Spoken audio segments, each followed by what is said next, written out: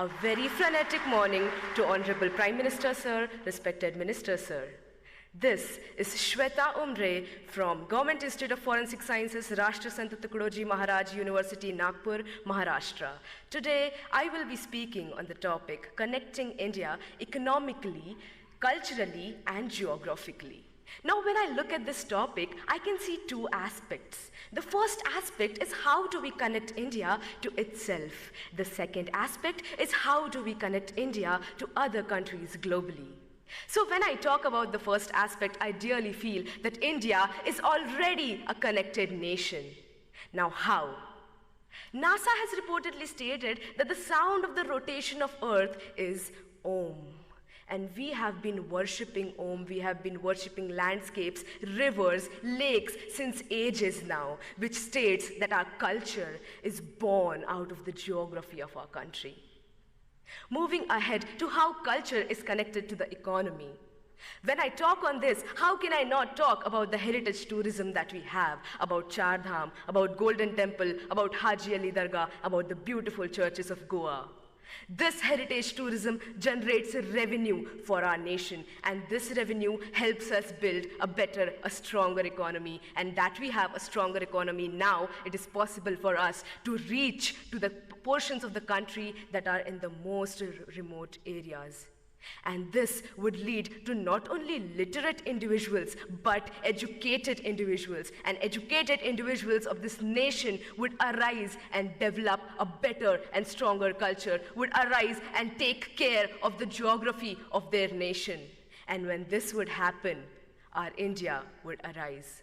Talking of geography, when I see that people who drink water in Bengal, it comes from the Himalayas. The people who experience rainfalls in Mumbai are the clouds that are coming from Gujarat. And we have the second largest network of roads in the world, thanks to the 3% taxpayers of this country.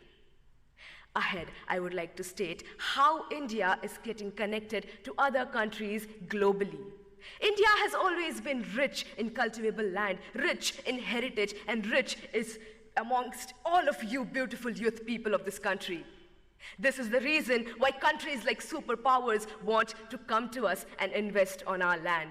This does not only bring pride and respect to my country, it also generates a very strong economical relationship with countries that are more developed than ours. This is how economical bonds form between two countries, and this is how we start understanding each other's geography. And when economy and geography of two countries mix, there is an exchange of cultures. We adapt their culture, they adapt our culture.